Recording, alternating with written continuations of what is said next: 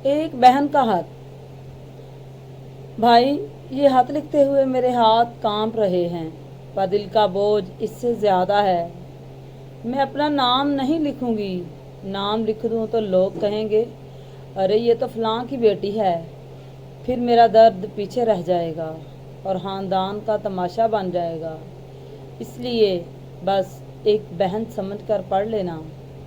अब्बू के बाद जब जायदाद का जिक्र हुआ तो सब खामोश हो गए।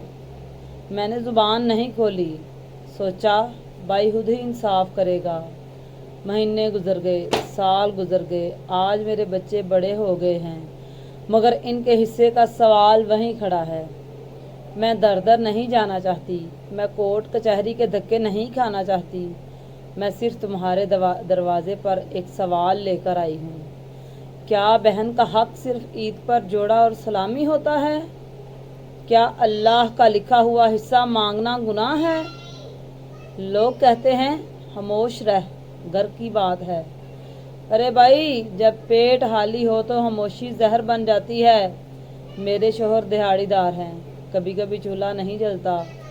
तब सोचती हूँ काश अब्बू का दिया हुआ हिस्सा, मेरा हिस्सा मेरे पास होता। भाई, मुझे तुमसे नफ़रत नहीं है, मैं आज भी तुम्हारे लिए दुआ करती हूँ। बस इतनी इल्तिजा है, फ़ैसला कर लो।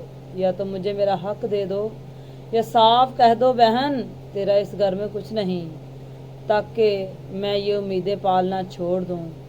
अगर ये हद सुनकर किसी के दिल में रहम आ जाए तो इसे कहना कि एक बहन आज भी अपने भाई के दरवाजे पर खड़ी है, धक्के नहीं दे रही, सिर्फ इंसाफ मांग रही है। वसलाम।